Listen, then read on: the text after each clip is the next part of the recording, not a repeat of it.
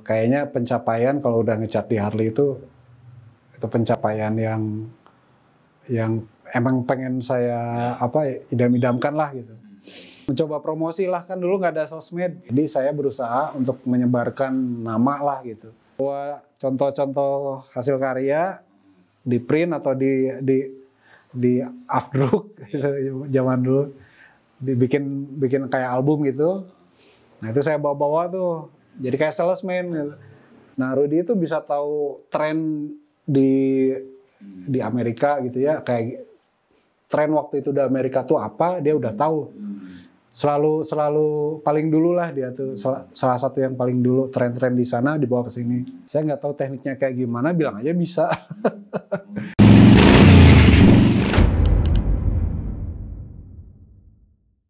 Oke, brother dan sister, kita bertemu lagi dengan konten motorcycle yang terkeren. Hey Bro MC, Motorcycle Channel. Nah, dalam kesempatan kali ini kita mendapatkan narasumber yang spesial.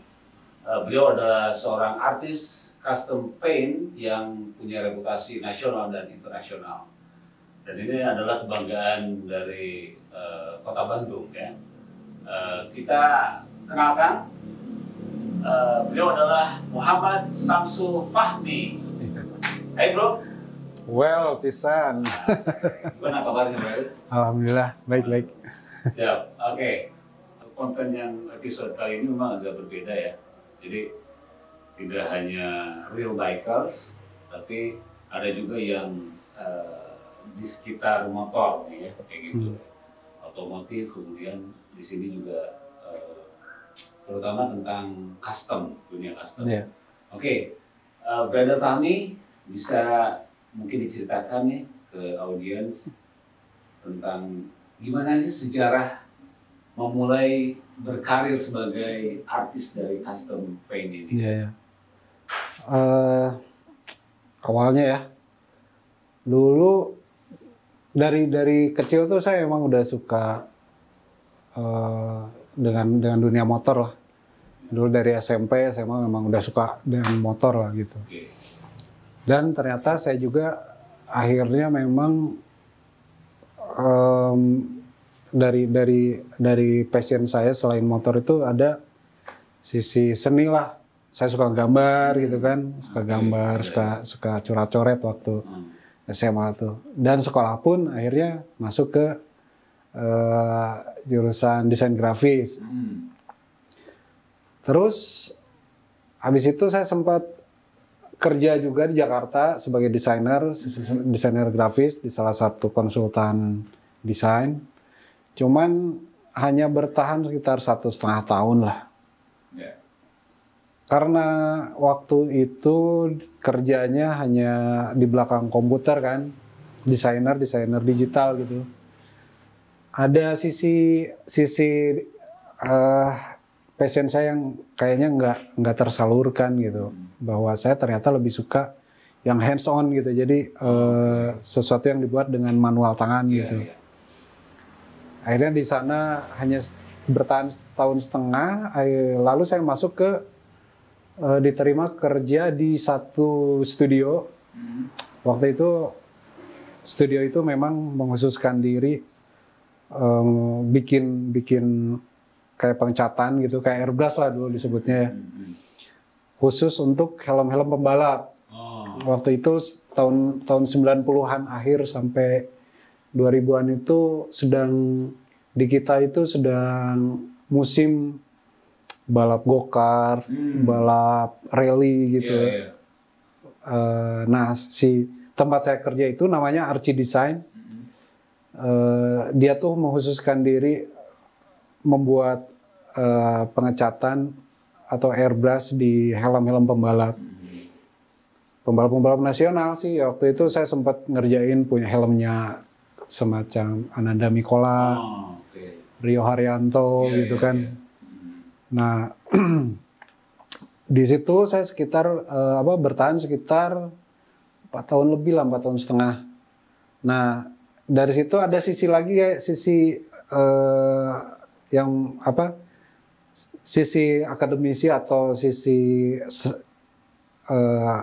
seni saya itu sudah tersalurkan, tapi ada sisi passion saya di motor yang nggak tersalurkan. Jadi saya tuh pengen, idealismenya ya. jadi pengen apa ya, pengen ngecat atau menyalurkan seni tapi di motor gitu.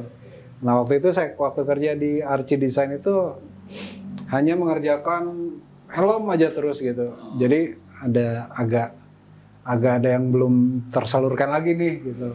Lebih challenge Iya, ya. waktu sebelumnya kan saya di konsultan desain itu hobi passion saya seni udah tersalurkan, tapi saya hands on-nya itu manualnya itu nggak tersalurkan. Akhirnya kerja di Archie Design. Di Archie Design sisi motornya nih yang belum kena nih. Akhirnya saya keluar bikin studio sendiri gitu, workshop sendiri. Waktu itu saya bikin workshop di kamar sendiri gitu. Jadi kamar saya sendiri waktu itu masih di rumah orang tua. Kamar saya sendiri dirombak jadi kayak studio, jadi kayak workshop gitu. Jadi di situ tempat saya ngecat, tempat saya ya semuanya yang proses pengecatan tuh dilakukan di kamar saya itu sendiri. Itu medianya apa aja? Itu udah mulai tuh ke motor. Motor ya. Mulai ke motor, hanya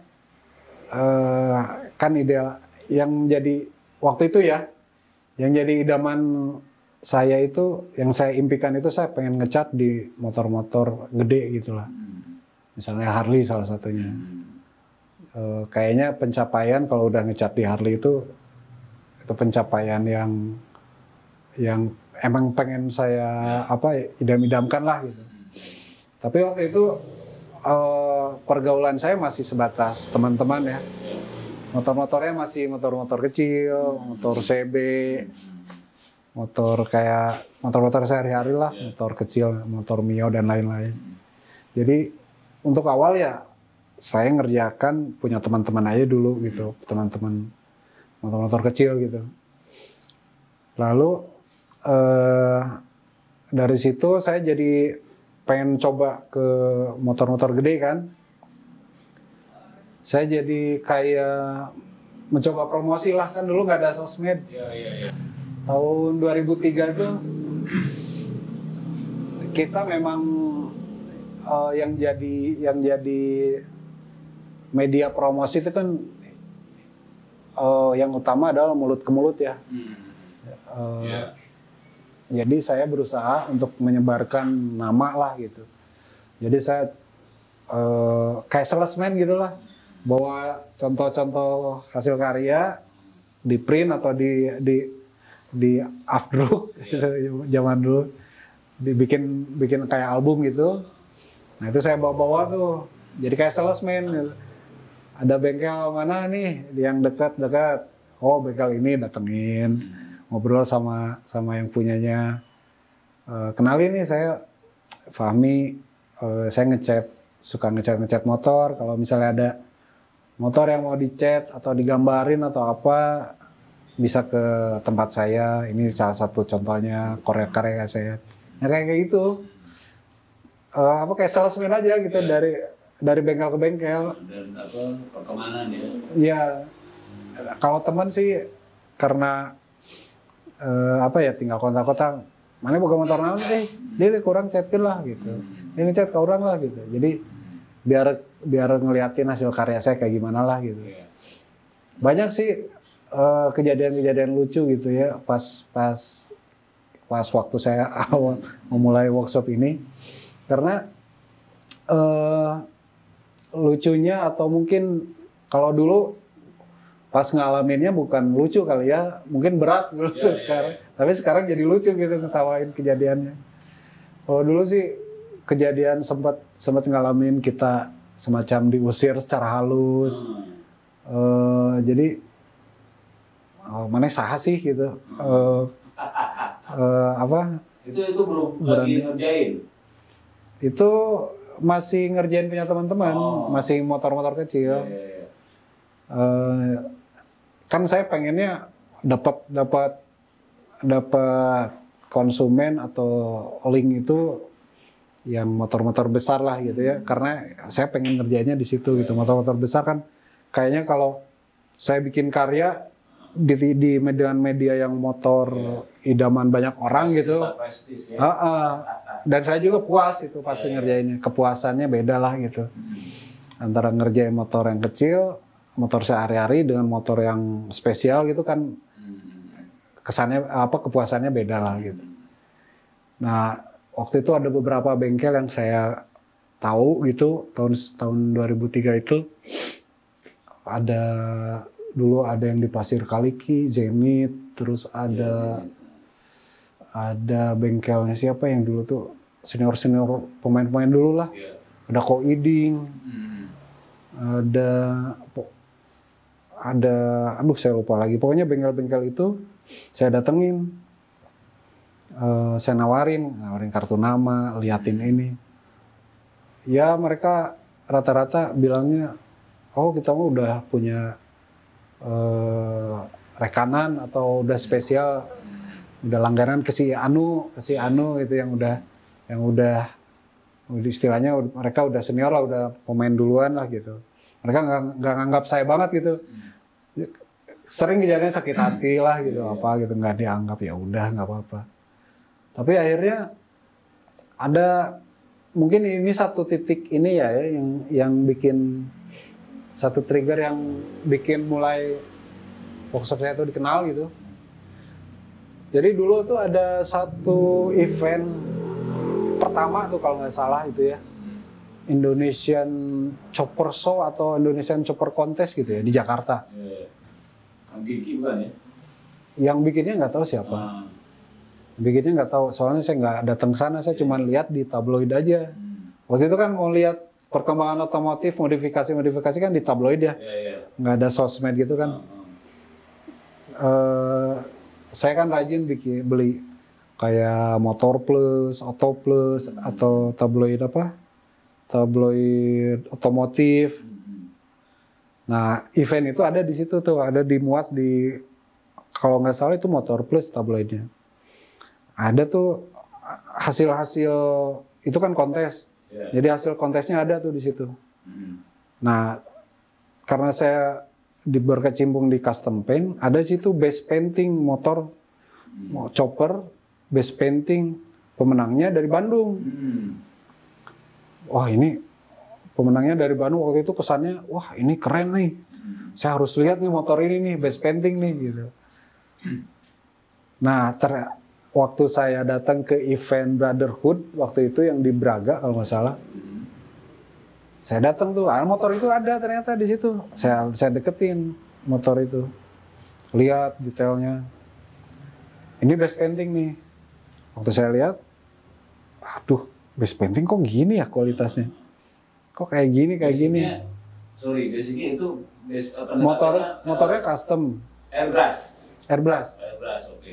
Airbrush. Motornya custom, belum old school waktu itu.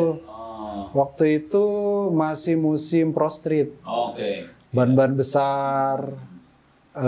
Jadi waktu itu motor custom itu terkesan sangat mewah gitu. Jadi semua part tuh kayak memang high tech gitu. Ban besar belakang ukuran 26-30 gitu ke atas. Nah waktu itu saya lihat motornya, saya lihat kualitas catnya. Akhirnya saya bertanya-tanya, ini base painting kok kayak begini ya kualitasnya. Memang di tabloid waktu itu bagus, tapi pas lihat langsung kayak begini. Nah itu yang bikin saya pede gitu, bahwa saya bisa bikin jauh lebih bagus dari itu gitu. Jauh lebih bagus dari itu gitu.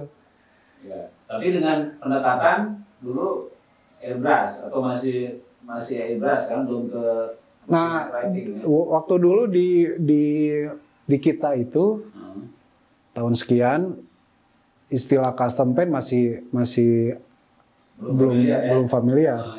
Orang-orang taunya itu airbrush aja. Dan pelaku artis-artisnya pun menamakan diri mereka airbrusher gitu lah. Jadi nama bengkelnya tuh nama orangnya belakangnya airbrush gitu. Nama orang airbrush gitu. Tapi saya udah nggak mau kayak gitu. Dari awal emang saya ini bukan saya nih yang kayak gini karena saya mencampurkan semua teknik lah gitu. Nah dari motor itu akhirnya saya cari nih bengkelnya di mana. Ternyata bengkelnya di Lebih Panjang. Anak anggota Brotherhood, member Brotherhood ininya. Si buildernya yang punya bengkelnya. Saya datengin ke sana ya itulah jadi kayak salesman lagi ke sana. Saya datang dan ternyata waktu saya datang ke sana motor itu udah mau ganti baju. Jadi baju yang lama yang dengan painting yang base painting itu yang menang itu tangki spakbornya ada tuh digantung di tembok sama si tembok bengkel itu. Bengkelnya kecil lah. Lalu kebenaran ada tuh si buildernya namanya Base. Zaman dulu tahun sekian dia terkenal lah gitu. Jadi kalau orang mau bikin custom ke dia lah gitu. Anak-anak Brotherhood gitu ke dia, banyaknya yang ke dia. Terus saya tanya ini punya siapa? Oh ini ada tuh namanya Rudy. Oh gitu. Kapan dia mau datang ke sini? Saya mau nawarin maksudnya. Karena dia kebenaran udah bikin baju baru nih, udah ganti. Saya mau nawarin jasa lah ke dia. Oh orangnya belum datang, sini. Kapan ya? Udah nanti kesini lagi aja. Ya udah.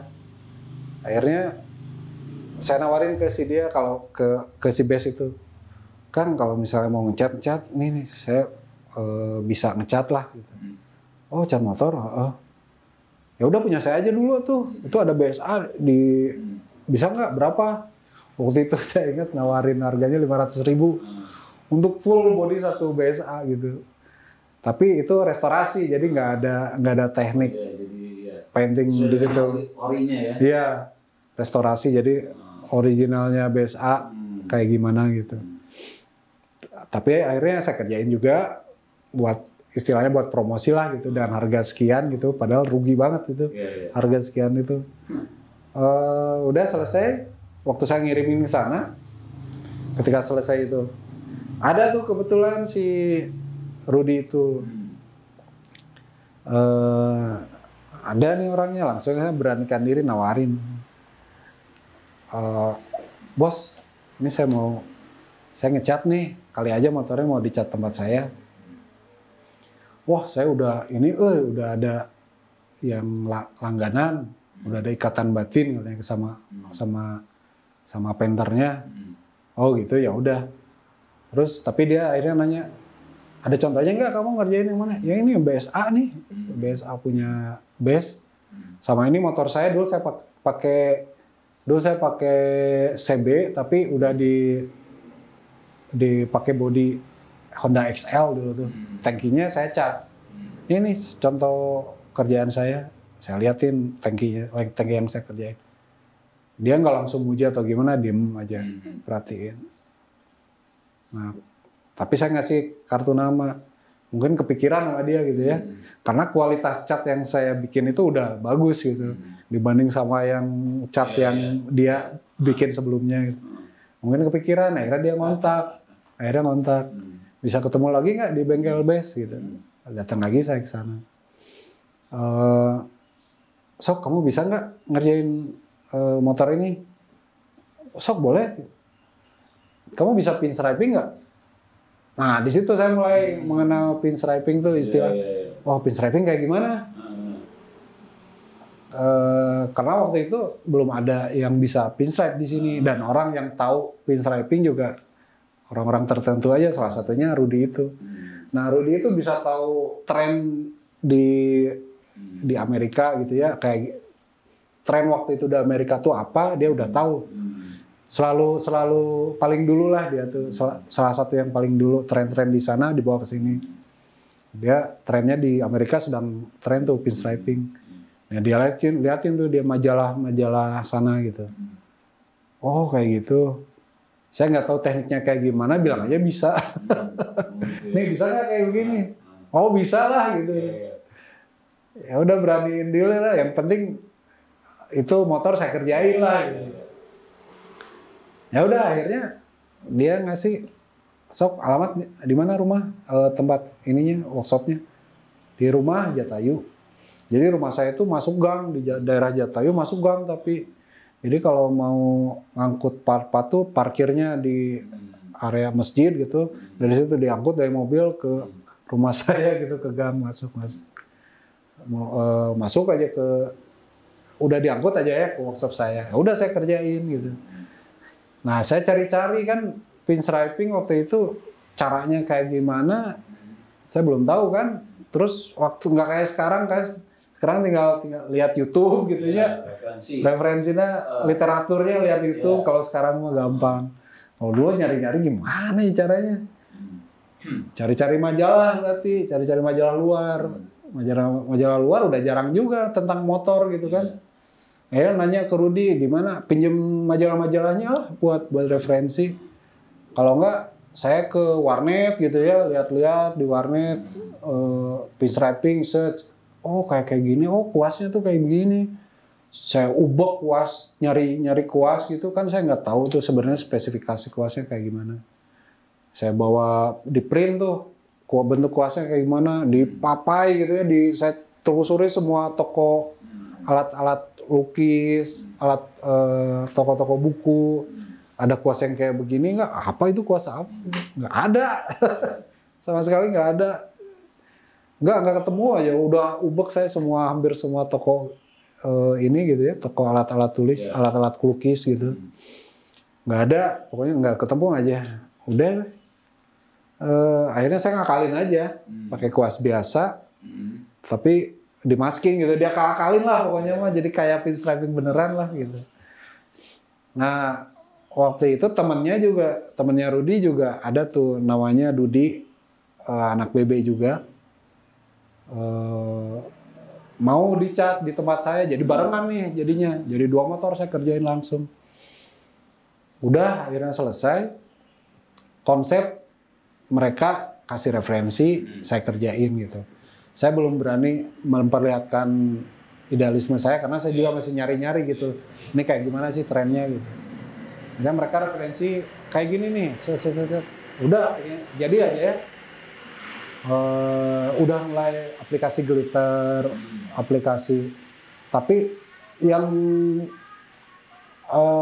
ada kelebihan saya waktu itu, saya punya teknik pengecatan yang udah tahu teknik pengecatan yang benar lah gitu, dan proses pengecatan candy glitter tuh kayak gimana yang benar, udah saya aplikasiin ke motor itu. Nah akhirnya udah jadi, mereka bawa motor itu ke event Brotherhood. Istilahnya bahasa Sunda nama genjeleng lah gitu. Jadi si 2 motor ini tuh bikin orang langsung raruas gitu ya. Itu di dalam pas event BB itu ya? Iya, itu ada kontes khusus. Nggak tahu tuh ada kontes apa enggak. Tapi yang jelas dari situlah orang mulai ngelihat, wah iya tukang cat anyar saya gitu. Waktu itu terus terang ya, zaman segitu kualitas cat terutama di motor-motor tuh jelek banget kan. Dan ada tukang cat dulu gitu ya, zaman tahun sekian itu banyak yang salah kaprah. Proses ngecatnya tuh masih otodidak, yang benar tuh yang kayak gimana tuh banyak yang salah gitu prosesnya tuh. Jadi kualitasnya tuh mau cari yang simpel aja, cari cat yang mengkilat aja susah dulu karena prosesnya yang salah. Tukang cat dulu tuh kayaknya memang kayak tukang aja gitu. Jadi sakuma manehna nyaho tahu ngecat tuh kayak gimana, kayak gitu aja gitu. Jadi nah saya proses pengecatan tuh modal saya itulah awalnya. Saya tahu proses pengecatan yang benar, akhirnya bisa punya cat yang kualitas, yang mengkilat, yang mewah, kayak gimana udah tahu gitu. Nah diaplikasiin ke 2 motor itu. Akhirnya dua motor itu di antara motor-motor itu paling genjreng lah gitu. Nah, basic si catnya itu referensinya apa? Yang maksudnya yang dipakai itu, memang harus ada spesifikasi nggak? Sebenarnya bukan dari brandnya ya, tapi dari tekniknya, Tapi prosesnya. Cat apa itu ininya? Variannya cat apa? Kalau yang di motornya Rudy itu, saya waktu itu pakai langsung aplikasi Candy. Nah, orang dulu tuh masih awam yang namanya cat Candy. Jadi mereka nggak tahu, rata-rata nggak tahu. Saya mau beli cat aja ke toko cat ya, misalnya. Saya mau cari cat Candy warna merah, cat Candy, cat Kumaha, tukang catnya aja nggak tahu di tokonya. Karena masih belum umum gitu waktu itu. Berarti harus khusus belinya ya? Sebenarnya ada. Oh, ada. Sebenarnya ada, cuman mereka nggak tahu istilahnya itu tuh cat Candy gitu. Jadi tukang cat itu waktu itu taunya itu cat ting-ting gitu, nyebutnya tuh. Cat ting-ting. Yang saya bilang ini cat Candy, nu kumaha cat Candy teh? Duh kumahanya, nu transparan. Oh cat ting-ting meureun. Nya coba ningali cat ting-ting siga kumaha. Mereka umumnya biasanya kalau orang-orang yang selain pemain ini ya, custom itu digunakan untuk apa? Kebanyakan. Masih jarang yang pakai. Jadi cat ting-ting itu biasanya dipakai buat nge-oplos. Jadi rata-rata bengkel cat itu misalnya mobil apa atau motor apa gitu ya, keluaran Toyota, misalnya Kijang lah gitu. Warnanya kayak gini, mereka ngambil sampel aja ke toko cat, hayang cat warna siga kieu gitu, dioplosin tuh. Nah tukang oplos tuh taunya ini cat Candy, ini cat ting-ting, buat nyampur warna, buat ngasihin warna ini tuh campurannya ini. Nah jarang, masih belum ada muridnya waktu itu ada bengkel yang minta beli cat Candy gitu, makanya istilahnya masih awam gitu. Nah waktu saya beli cat Candy, naon cat Candy saya gitu. Ternyata sebutannya itu cat ting-ting di situ tuh. Kalau bahasa sekarang bling-bling. Enggak, sekarang memang istilah ting-ting masih ada, tapi orang-orang yang lama lah gitu. Yang sekarang udah familiar sekarang. Cat Candy atau cat transparan biru misalnya. Nah udah ada sekarang udah banyak mungkinnya udah nyebar. Oke, nah itu yang tadi kan apa tuh dua motor itu apa motornya apa tuh? Ini chopper atau apa bentuk? Yang namanya Rudy ini dia tuh sekarang yang Rudy Flying Piston. Oh, Rudy Flying Piston. Nah dia tuh konsumen pertama saya tuh di motor gede lah gitu. Motor custom. Iya, berarti chopper old school ya, yang dulu itu. Yang dulu tuh sebenarnya belum terlalu old school, kayak new school lah. Ada model-model Pro Street-nya, tapi udah mulai ada old school-nya juga. Ya. Nah dulu menggambarkan proses kreatifnya gimana? Berkolaborasi sama Rudy. Jadi referensinya dari majalah kan. Ya pokoknya saya mau Rudy tuh ngeliatin majalah-majalah. Ini saya gaya-gayanya kayak beginilah. Ada pinstripe, ini polanya kayak begini. Catnya pengen warna. Nah dia tuh bawa contohnya tuh dia bawa contoh warna di diecast. Diecast ada satu diecast. Nah dia tuh pengen warna motornya kayak warna diecastnya dia. Nah diecastnya itu warnanya candy.